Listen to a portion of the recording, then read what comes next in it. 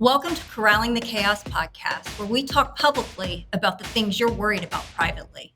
My name is Angela Leah, and I'm your host. This is the event industry podcast for companies and crew, where we're going to dive deep into things like, what does our industry need that it just doesn't have?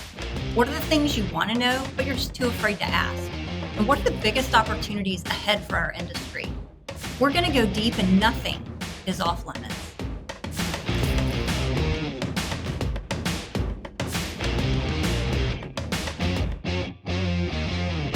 Hello, and welcome back to another episode of Corralling the Chaos. I'm your guest host, Jess Cook, head of content at LASSO.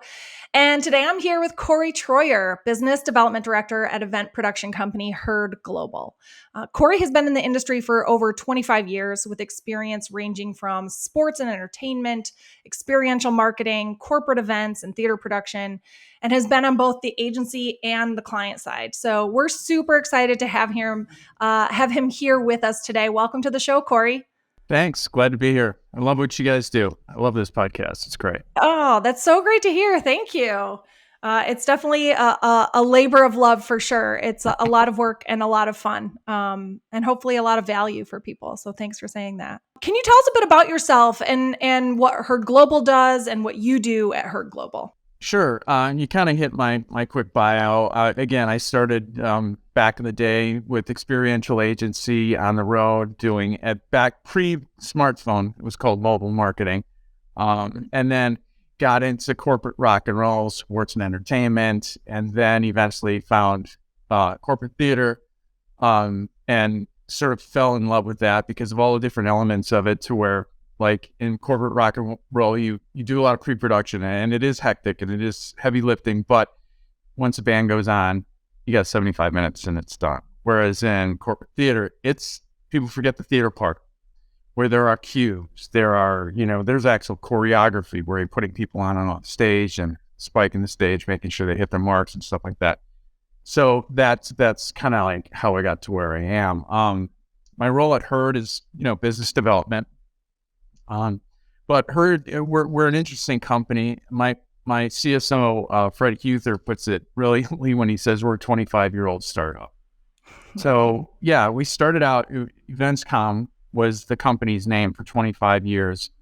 Very well-established company with a lot of blue chip clients. And what happened is the owners wanted to sell. And unfortunately, it was in December 2019 when Glenn Herd bought the company, and COVID hit. Didn't lay anyone off. Didn't furlough, didn't cut pay. Hunkered down, started to build the company that he wanted to build, where we actually hired people. And I was hired like COVID. Yeah, so that was great. And then we rebranded as Herd Global, mostly because Glenn is an international businessman. So we have a presence in Dubai, Cairo, where our CSO is on his way over to London shortly to open our London office. So we truly have a global footprint rather than, just the name. That's what we are. And the thing is that what we did is we fulfilled, we fill several channels. So as a producer, event producer, I would go hire a production company for my general session. Then I'd hire a decor company to handle like all the decor at the gala, and then a DMC for the ground transportation and the dine-arounds and the excursions, whereas we do that all in-house. We have all that in one company, which when I was on client side, I always wished we could have that. And I found it, and I'm working for it. So it's great. So if I'm going in and I'm talking to someone about event production and they say, well, we have a good relationship with our incumbent, we have no problems, I'm like, great. We believe in friendly competition. We also believe we're all one community. I'm not going to push anyone out. If they're happy, great. But I can always say, well, who handles your ground transportation? Well, no one really. So then we can do that. So it's just a full arsenal of talent that we can throw at a client. So that's great. And we also expanded into sports and entertainment. Now, we are in-house at Truist Park with the Braves, and I'm Atlanta based, so that's my main focus is dealing with those guys, and they are fantastic. Though I've dealt with sports teams in the past, and the Braves are just a good group of people. We also have Fenway Park and the Boston Red Sox, Austin FC and Q2 Arena, and we handle the Moody Center, which is the University of Texas. That's where they play basketball. And we also have another one coming online as well. So I can't really talk about that, but we have another one in Austin, another one in New York, and possibly one in London, I'm hoping, but we'll see where that goes. So it's kind of, we touch a lot of areas. Yeah, that's incredible. You are very busy and the very good kind of busy, which is amazing. How many events would you say you are producing or touching every month? If you could ballpark it? That's tough for me to say because there's so many different categories that I may not touch. I know the guys the guys in Boston are doing a bunch, and I really couldn't give a number, honestly. I know it's a lot. It's too many to know. That gives us an idea right there. Yeah. So there's a lot going on. And like you said, there's good stress and there's bad stress. And I think after everyone went through COVID and not working, to have it so crazy that you're pulling your hair out, it feels good again. Sort of like a good feeling. So yeah, that's amazing. You talked a little bit about this, but I'd love to double click on something you said there, which was you have a lot of kind of business avenues or ways that you could be helpful to new clients or to kind of expand business with current clients. So I would love to know, like, that seems like a pretty key aspect of growing Herd Global. What else has kind of led to the company's growth? Because it sounds like you're growing at an incredible rate. Yeah, I think, I think it's, how we build credibility with clients. If you're in the business long enough, there are a couple ways you can do things. A lot of people are in for the fast buck, the quick upsell. I've never been like that. If someone doesn't need it, I'm not going to try and sell it to them. In fact, I'll tell people you don't need something. Like if they don't need it, I'll say, you really don't need that. And yes, will that knock off a little of the revenue there? Yeah, but you're building credibility later on because they're thinking, God, right, I'm so glad we didn't do that. And then they come back. And I think that, a lot of us, we build off of friendly competition. We build off of just honesty and just saying, you don't need that. You can get without that. But on the other hand, especially when you're dealing with a lot of people, especially in the smaller meeting space, you end up dealing with the CEO's executive assistant or someone who works in marketing, and they say, hey, guess what, John, you get to do this event. He doesn't know how to do that. So, that's, you have to tell them, hey, maybe you do need a speaker timer. And they'll go, oh, that's right, Jimmy, drones on and on. Yeah, can we have a speaker timer? And you're adding the stuff to it, not just to add it to it, but to give them a better experience and make sure the show runs right. And that's something I'd explained to my colleague, Korey. His name is Korey as well, Korey Madden. He's our site producer at Truist Park.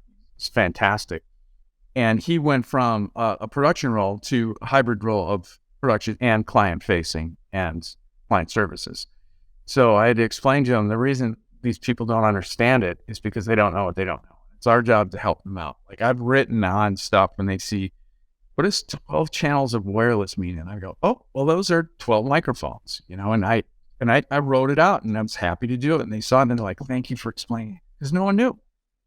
I think that helps your growth a lot just by being understanding and just going, I don't know anything about your medical supply business, and I wouldn't assume so you don't know my world. So I'll be as helpful as I can. And I think that's really the key to a lot of our growth, to be honest.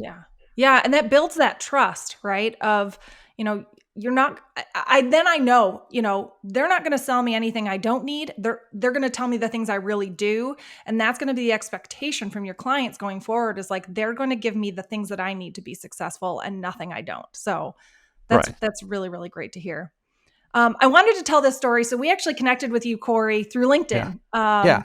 And you had shared a post of ours from the Mhm. LASSO page, a video of someone on the podcast talking about the sustainability of events, and sustainability being, really avoiding crew burnout and employee burnout. And so I wanted to just kind of dive in there a little bit. What about that really caught your eye, and what made you want to kind of speak publicly about that on LinkedIn? Well, we had just gotten off the show, and our graphics op, she didn't have to pull an all-nighter, but it was pretty close, because it was like, hey, can you fix all this stuff? And she was like, yeah, I'll do it. And it was so presumptuous of the client just to go, here you go, do it. And which is a great guy, great client. His back was against the wall. So again, we're helping people out. So his back's against the wall. We go to that exit.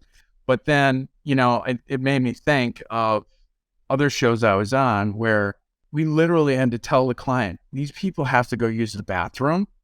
So you need to have a break in there so that they can go. And it's just, they forget that the people sitting out behind the tech drape front of house and behind the curtain backstage, that they're people. They need food. I've seen it where they know oh, you guys want food? Or even my favorite, walk into a ballroom and have your crew, like all your hands, standing there going, do you have any water? And there's no water stations out. It's just not simple. They don't need, a whole beverage and craft services for the local crew loading in, but give these guys some water, have some respect. And a lot of people are, we tend to, in our industry, we sort of cluster, standing there at crew call with a cup of coffee and talking about this client did this and this client did that. And there's never, ever, ever, ever been a perfect show where you got your assets on time. Everything was perfectly formatted and the show ran the way it should go. Never. So why is anyone surprised about that? But on the other hand, that doesn't mean that people should be treated poorly. Because I know guys and gals who will not do certain shows ever again because that client was so bad. And that's disappointing because I'm like, hey, where's so-and-so? And it's not on the show. I go, why? Oh, remember the last one? Oh, that's right. So that's why when I saw that, he was so spot on about these people need to be able to be treated well, and the hours too. It's like, well, I had when I was on client side, I had to keep a crew on until midnight because we weren't sure when our executive was going to fly in. Like he wasn't sure when he had his own jet, so we were on standby for 4 hours. I had crews just sitting in their spots waiting for this guy to show up. Complete disrespect. And I had to apologize because it was my boss, sorry. But I think the client too gets so laser focused on the experience of the attendee that they forget that there is another experience of the people who have to build that attendee experience, right? yeah, And so, yeah, I think it's really incumbent on, those who are in charge of kind of the production aspect of things to really advocate for that. Hey, remember, we have people running this for you. So we need to build in these breaks. We need to think about that. We need to make sure we have enough time to account for all of these things for the humans putting your show together. So it's great to hear that is just kind of part of your business model. yeah, and a happy crew is a good crew. Seriously, I had one guy telling me I've fed my crews too well. I'm like, are you kidding me? He goes, yeah, they don't need all this. I'm like, look at them. They're all happy, glad, and it was a great show. Yeah. When you're in a good mood and you're in a good place, you're in your happy spot, which is doing your job just like everyone loves to do. It makes a better experience for everyone. Absolutely. 100%. I would love to talk a little bit about, the industry itself, and a couple of pain points that we usually try to touch on with most guests on the show here. And first, I want to kind of talk to you about your biggest frustration with the industry. Like, what's something you could change right now if you had the power? To steal a quote from Albert Einstein, we stand on the shoulders of giants. All the people who came before us, all the work they put in to give us the structure that we have in place now is pretty impressive. And when I tried to think about it, it's really hard to get completely frustrated about one thing because everything's been done so well for so long. I think it's right now, my frustration is labor. Because a friend of mine I worked with, he was doing this Black Friday activation, and we were putting brand ambassadors all over the country, nationwide, 200 of them. And he said to me, and it was so profound, he said, my problem with what I do is that every day I walk into work, I put my reputation, faith, and hope in someone I've never met. And I was like, wow. And he goes, we do that every day with people we work with. So that goes with your crew. After COVID, it really culled the herd. There were a lot of people who left, and we all know this. Now, not all the good people left, and not all the okay people left. It was across the board. So now you get day rates, which are going up, which I believe should have gone up a while ago. I think it's great that it's gone up to the point where people are making better money, and they deserve it. But the problem is you get a guy down here who's getting the same rate as this guy up here. Now, we were talking about it the other day, and to quote Robert Conrad, our VP of production, he said, this is so cool. He said, yeah, if you're going to charge me that much, you better be worth that much. And I think that's the problem, is that I know rock stars out there who are these guys who get $1,200 a day, and they're worth every penny. I get other guys who are making almost that much who don't know anything, to be honest.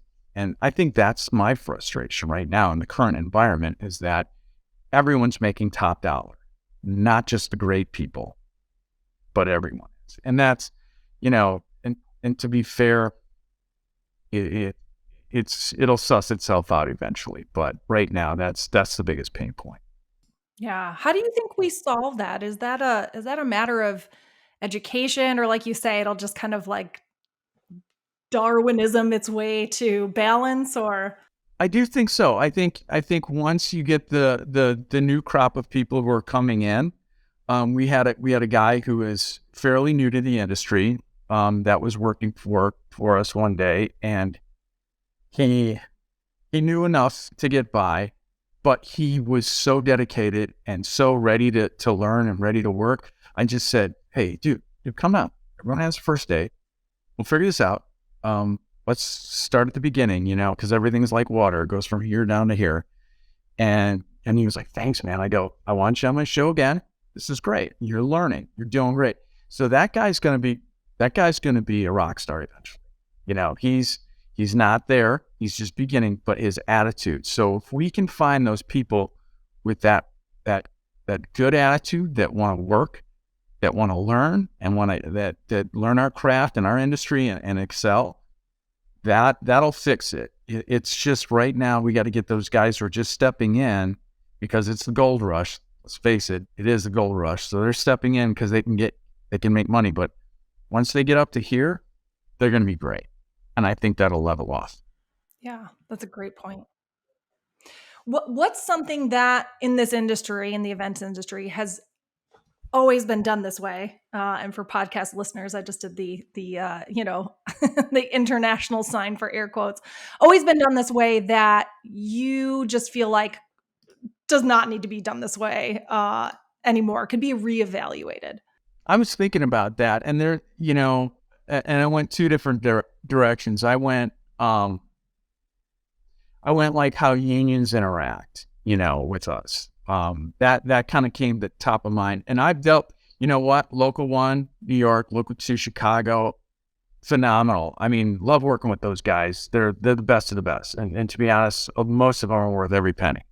And And then, you get out to some of the other locals that are a little bit sketchier. And we've always done things a certain way. And I wish it would just sort of like not clean up, but sort of work itself out in a way that there'd be a little bit more collaborative. And a lot of it's been fixed already, to be honest. A lot of it's been done. But, to go into a room knowing you got 30 guys and to do a head count, you only got 20, you go over to the steward and go, where are my guys? Oh, I sent them next door because they had something else to do. And you're like, no. If we could clean that up, that would be great. But I think more than that, I think anything above that right now would be full disclosure on your budgets and the RFP process. Because a lot of times they'll blast out an RFP or you'll get one, won't know what the budget is. And so you're kind of looking at their RFP and they throw everything in there.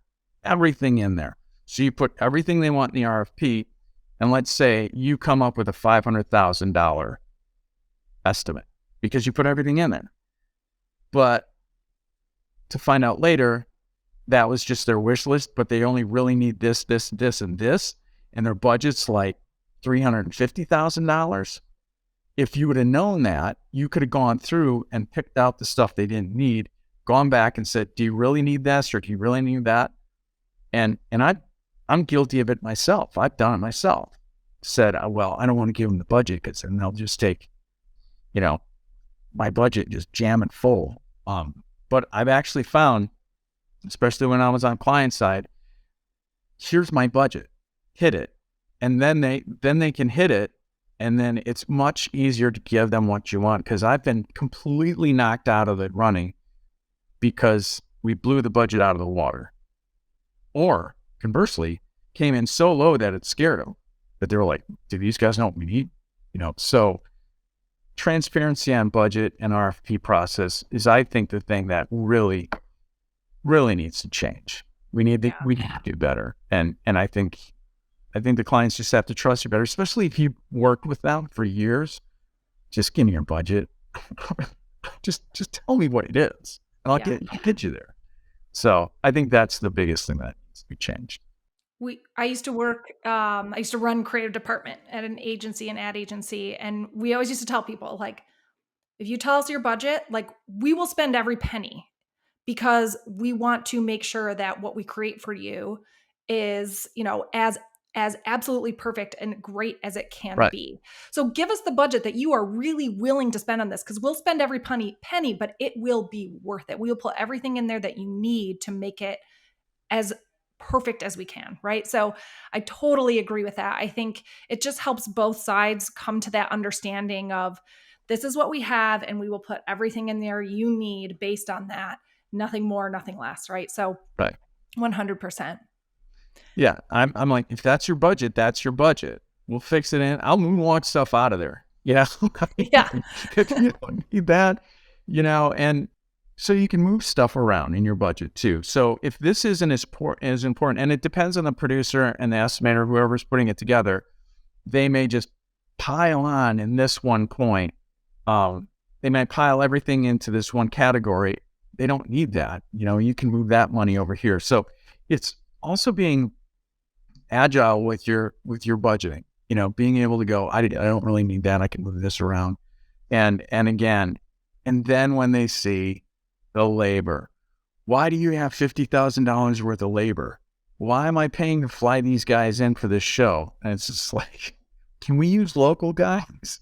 I'm like, we can't. We got to use our guys. It's just, it's funny when you see that, because they just don't get it sometimes. The labor just makes them choke every time. How do you talk people through that? Because that is a point of education, I think, of like, well, yeah, there should definitely be somebody in the market that can do that, right? But why am I flying someone in? How do you walk someone through that? Well, it's these are the best guys in the industry. Do you want that show? And they also know the show because we've worked with them. They know our equipment. They know what we do. They know our process. And these are the guys. It's just like saying, well, same thing for your office. Like if you work in an office environment, why do you have why don't you just let these people do this job instead of the person you hired for it? They're like, well, that wouldn't work. And I go, same with us.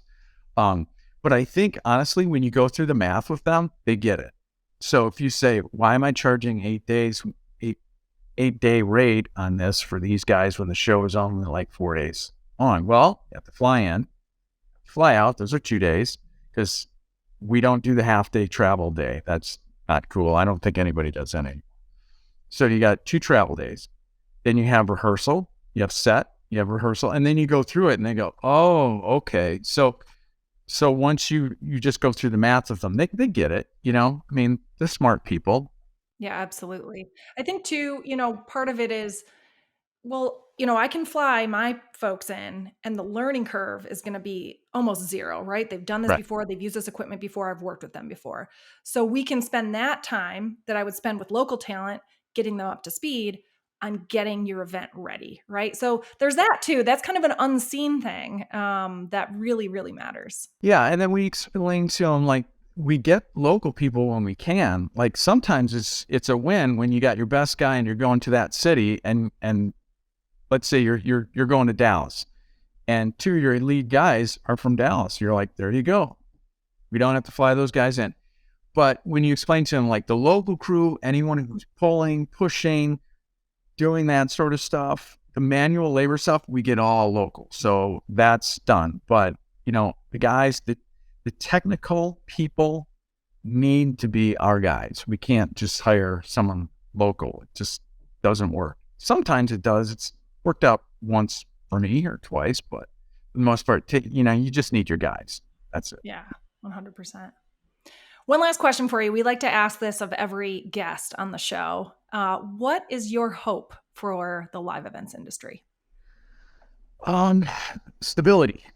Stability, because right now, people are throwing money at events last minute because after it's still the COVID thing. Like you have companies, you have brands that are holding these dollars, holding these events.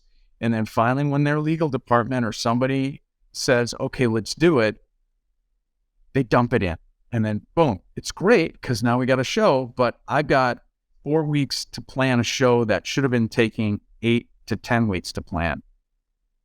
It's that. And then like we talked about the labor, just to get the stability and then people who want to do still hybrid events where we're going to zoom in and all that stuff. If we can just level off, that's what I hope for our industry, that we can level off and everything gets back to standards rather than this Wild West show we got right now.